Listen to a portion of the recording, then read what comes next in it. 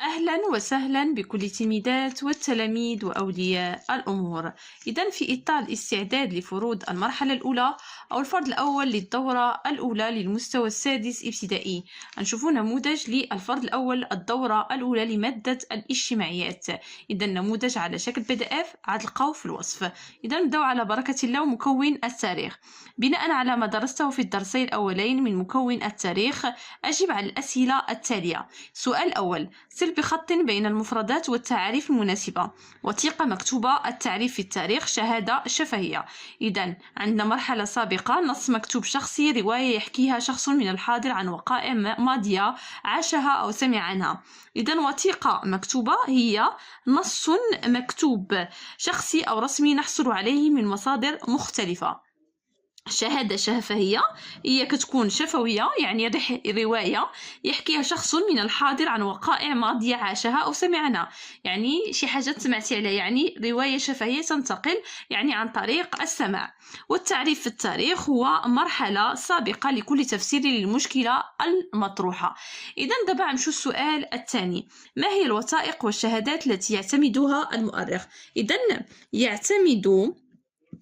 يعتمد المؤرخ على المؤرخ كيعتمد على وثائق مكتوبة، وثائق شهادة شفهية، وكيعتمد كذلك على المآثر التاريخية. إذن غنكتبو يعتمد المؤرخ على الوثائق المكتوبة. يعتمد المؤرخ على الوثائق كيف هي المكتوبة. يعتمد على الوثائق المكتوبة. وماذا؟ والمآثر التاريخية. وماذا كذلك؟ والمآثر التاريخية. وكذلك يعتمد على الشهادات الشفهية والرقمية. إذن والشهادات الشفهية والرقمية. إذن الشفهية والرقمية. إذن مثلا فيديوهات إلى آخره، قدامين إلى آخره. إذن يعتمد المؤرخ على الوثائق المكتوبة والمآثر التاريخية والشهادات الشفهية والرقمية.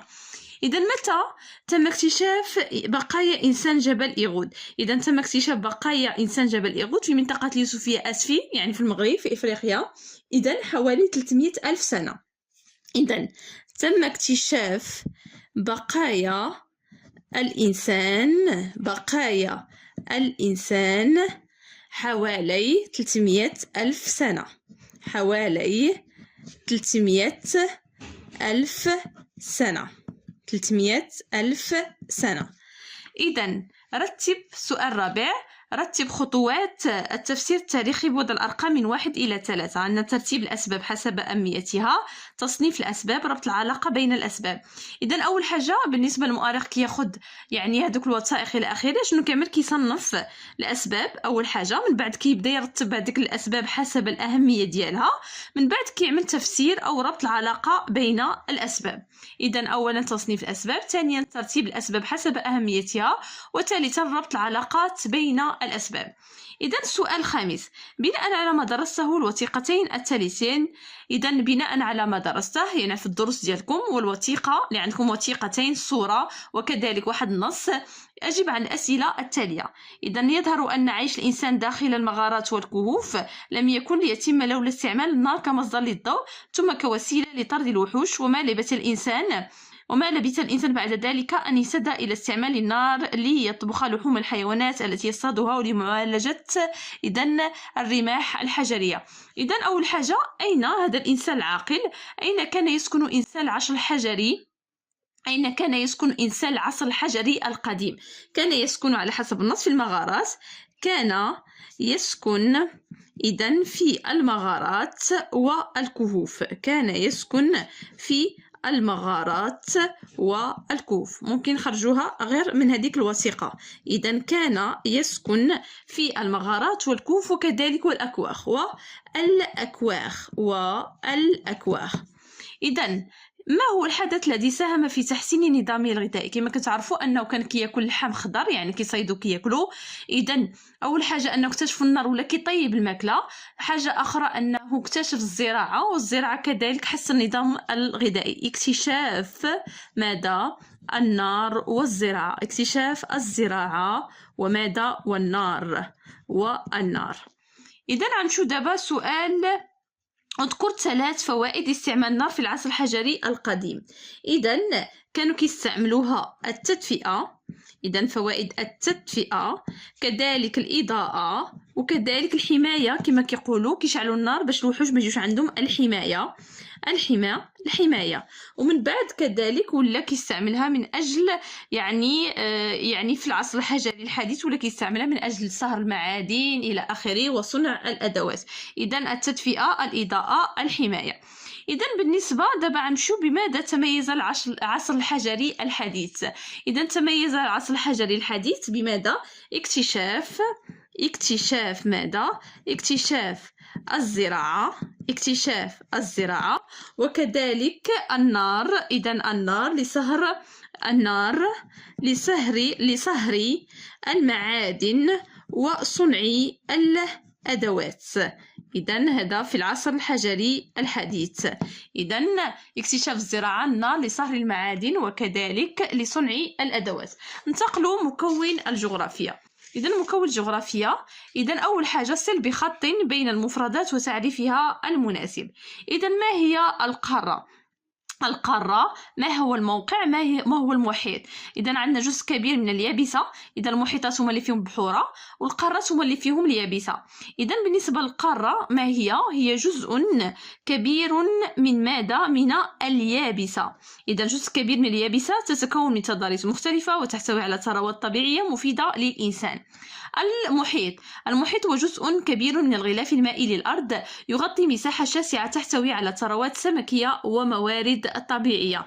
إذا هذا هو المحيط، جزء كبير من الغلاف المائي للأرض يغطي مساحة شاسعة تحتوي على ثروات سمكية وموارد طبيعية. إذا دابا بقينا موقع يعني كنحددوه في الخريطة، وكيكون مثلا مكان توجد فيه ظاهرة أو كيان جغرافي معين يحدد بواسطة الإحداثيات والجهات الجغرافية. كنحددو الشرق والغرب شنو فيه، وشنو فيه الشمال، وشنو فيه الجنوب. إذا الموقع هو مكان توجد فيه ظاهرة أو كيان جغرافي معين يحدد بواسطة الإحداثيات والجهات الجغرافية. إذا دابا سنوطن. إذا هنا راه كاين توطين. إذا هنا الخريطة تعطاكم خاوية، من بعد غتوطنوا القارات. إذا الحاجة اللي غنصحها أن هنايا أستراليا ولات اسمها أوقيانيا. إذا غنصحوها أوقيانيا، لأن أستراليا دخلات ما بقاش قارة ولات دولة، ودخلات في واحد القارة اسمها أوقيانيا. إذا فين كاينة أوقيانيا؟ هنايا، هذا هو التوطين ديالها. إذا غنوطنوها أوقيانيا. إذا شنو هما القارات؟ كاينه آسيا، كاينه أوقيانيا، كاينه إفريقيا، كاينه أوروبا، كاينه أمريكا الشمالية وأمريكا الجنوبية. وبالنسبة للمحيطات كاين المحيط الهادي، المحيط الهندي، المحيط الأطلسي، المحيط الهادي، المحيط المتجمد الشمالي.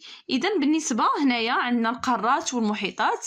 إذا جاوبنا. إذا هنا نوطنوها، كاينه آسيا هنايا، كاينه أوروبا هنايا، كاينه إفريقيا هنايا، كاينه أمريكا الجنوبية هنايا، وكاينه أمريكا الشمالية هنا، وفي التحت كاينه أوقيانيا. إذا دابا غنمشيو السؤال الثالث: أسمي بما يناسب. ينتمي المغرب إلى القارة الإفريقية. نعم.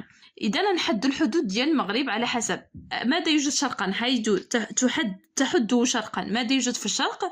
تحد شرقا الجزائر. إذا الجزائر. وغربا ماذا؟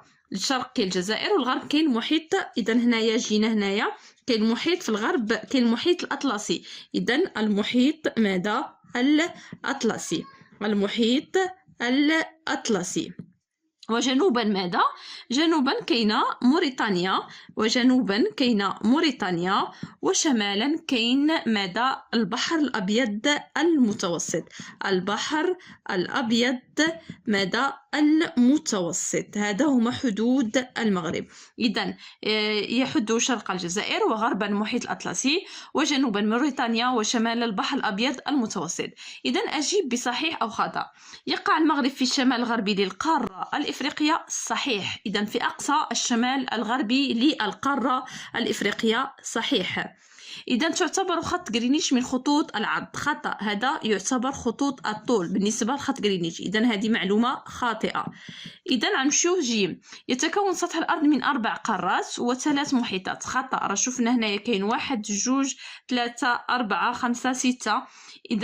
إذا هنايا عندنا خطأ. إذا مضيق جبل طارق ممر بحري يقع بين المغرب وإسبانيا. نعم صحيح.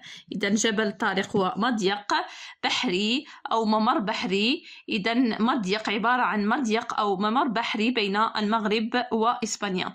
إذا نتمنى لكم التوفيق وحظ موفق لجميع التلميذات والتلاميذ في الفروض، ويعني شكرا وإلى اللقاء.